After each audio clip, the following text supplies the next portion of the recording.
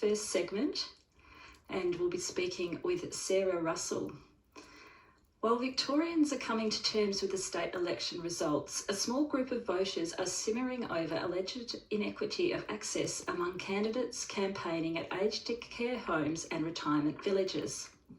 Aged care advocate and public health researcher Dr. Sarah Russell raised the issue of unfair access on Twitter this week, stating that at her mother's aged care home some years ago, only the Liberal candidate was allowed to visit during an election campaign. The post received a swathe of replies from outraged followers, some of whom shared similar stories of alleged inequity. Dr. Russell joins me now to explain the concerns that led to the Twitter post and the steps she is taking to learn more about this matter. I note she is joining us in her capacity as an aged care advocate, but also has a political background and ran as an independent candidate in the federal seat of Flinders earlier this year. We welcome her this morning. Good morning, Sarah. Good morning. It's lovely to have you on the show. I wonder, can you tell us exactly what you wrote in your Twitter post on Monday and what your concerns are? Well, I'll read you the actual quote, the actual tweet. I tweeted, "The seat of Mornington is on a knife's edge because postal votes favour Liberals. For example, some aged care homes and retirement villages provide only Liberal how-to-vote cards. At my mother's aged care home, only the Liberal candidate was allowed to visit during the election campaign."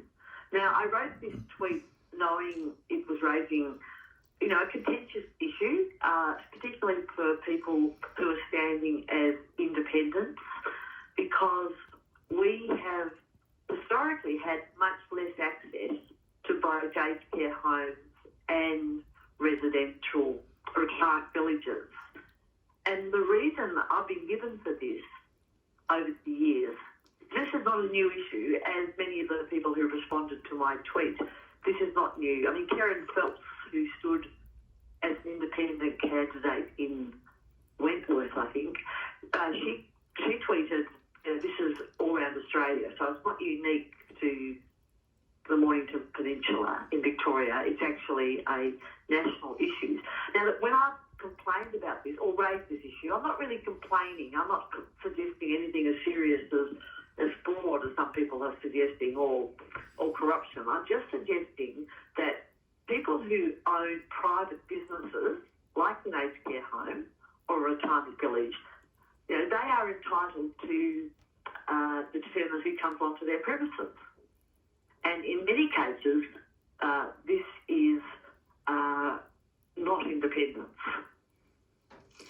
And just to clarify, your post referred to an incident involving your mother's aged care home that I believe was some time ago. So you weren't referring to the current election. No, I wasn't. That did happen. That's when I first realised it, actually. Although I posted the same thing on Facebook, and somebody has responded on Facebook to say that they stood as a Labor candidate in the 1990s against Peter Rees in Flinders electorate. And I think it was a retirement village, invited the Liberal candidate to come and speak to the residents. And so she asked if she could also come and speak and was told no, she couldn't. But this is historical. And in my mother's aged care home, I noticed the Liberal candidate was there, handing out his postal vote forms to residents and speaking with residents. So I asked whether the other candidates would be coming in, and I was told no, only the Liberal candidate had been invited to come in. So it seems to be invitation, which is, we've been in a pandemic, as you know, and, we don't want people flooding into aged care homes right now. But look, I'm really raising a concern about the disparity in access. Yeah.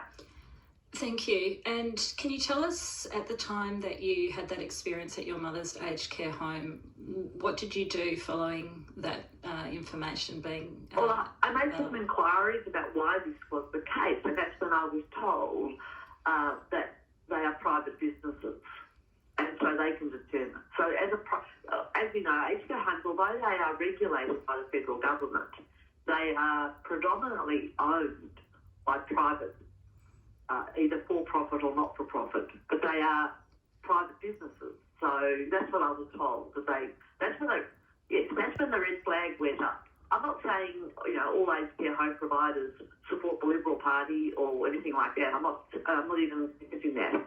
But I am suggesting that something needs to be done to ensure a level playing field. I mean, as we know, I'm getting off track just slightly for 1 second, but, one of the things Simon Holmes, the court has been trying to do over the last few elections is to equal the playing field. And I think for a democratic election, that is a fair thing to try to do, to make it a fair contest so people can decide. Now, other people have responded to my tweet by talking about who fills out the postal vote. And I've been told in some responses that, Liberal volunteers go into aged care homes and fill out the postal vote. Now, that's wrong, and that must be stopped. But my mother, I filled out her postal vote, but I knew her values and I knew her voting history, and we talked about it, and then I filled it out with her. To me, that's fine for family members to be doing it, but I don't think it's fine for particular party volunteers to be doing it. And one would have to wonder, how that approach was made and what information was given to the person when that happened. Indeed. I mean, some people have also responded to my tweet by saying people in aged care homes should not vote, should be taken off the electoral roll. I completely disagree with that. They are entitled to express their democratic right by voting. However, some people in aged care homes have lost legal capacity, and I think people without legal capacity should be removed from the electoral roll, because they're the people most vulnerable to somebody else filling out their postal vote, not with their own intentions, if that makes sense to you. I mean, they can be swayed by somebody else filling out their postal vote who doesn't know their voting history, who doesn't know their values. Exactly. And speaking of the aged community, it's their democratic rights that are at the centre of this discussion. Can you tell us what level of awareness you sense there is amongst aged care community members or residents that you've had contact with at any aged care home or retirement village? Look, I've raised this issue in I've got a Facebook group with 5,500 members, many of whom are residents and family. I've raised the issue, but over the last 10 years where I've been an advocate, I focus on specific issues, and I think this might be my next issue to focus on, because I think I should have a discussion with the Aged Care Quality and Safety Commission about what they're doing to ensure residents can have their democratic rights protected.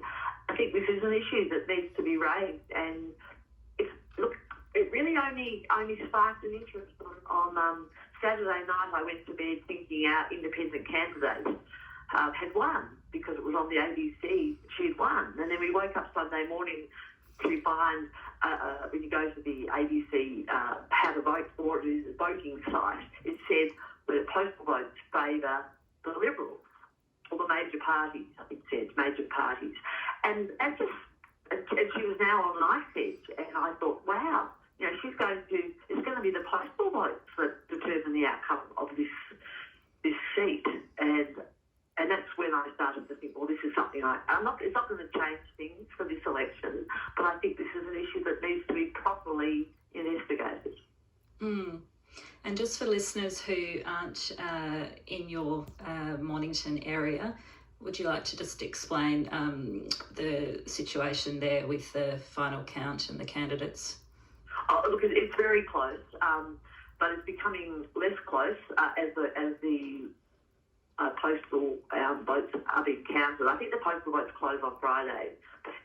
One of the first people who responded to my tweet, which was a couple of days ago, was the campaign manager for the Mornington independent candidate, and he said he could confirm my tweet. He said they were not allowed to go into certain aged care homes. So I haven't got his tweet in front of me, but he did confirm this. But it is on a nice bench still. So is Hawthorn. Now, I don't know if it was the campaign manager, but somebody in the Hawthorn electorate also tweeted back to me saying we also have a lot of aged care homes in our electorate. And this person actually posted a graph which showed how equal the votes were for pre-poll and voting day, so face-to-face voting. And then he posted the graph for postal votes and absentee votes, and the Liberal candidate almost got double what the independent candidate got. So there's something going on that is worth investigating. And you also mentioned that another response had been from a former independent candidate in the Kooyong seat who had talked about the access via mobile voting buses. Yeah, he did. Oliver Yates was a candidate before Monique Ryan. I don't know about the voting mobile. I've never considered that as a thing, but also the Mornington campaign manager mentioned that as well, suggesting that, and this to me sounds wrong. So, and it's not part of my awareness, so I can't really comment. But if the Liberal candidate was getting advice about where the mobile bus was going to be or the voting centre in advance, so could be there to hand out how to vote cards and material, that's very wrong. And that was an allegation that was new to me, and I did not make that allegation. Thank you for clarifying that. But it's important to have all the possibilities aired so the full extent of this can be explored, and if there are instances of unfairness, then there really needs to be steps to rectify the situation. Yeah, I do think that's the right word to be using, unfairness. Nothing more serious has been alleged. I think it's just the unfairness that needs to be investigated. And how can our listeners follow your thread or get involved in raising any of their own experiences or contributing to what you might do next in terms of exploring this? Well, there are three ways, I think. The first way would be to follow me on Twitter, which is hashtag Aged Matters. To join the Aged Care Matters Facebook group and to contribute there. I'm going to be compiling all these responses into a document. So if they're not on social media, they could email me. The best way to find me is to just Google Aged Care Matters, and there's an email address on my website that they could use to let me know, and I could include that in the document. And the document will be going to the VEC, to the Victorian Electoral Commission. I'm going to send it to the Australian Electoral Commission, because this is not just about state elections. This is also about federal elections. And I'll also send it to the Aged Care Quality and Safety Commission, just so they can be aware of what people are saying. I do consumer research, so the consumer experience of this, as in the voters' experience, is important to me. So I'll be sending that over the next couple of weeks.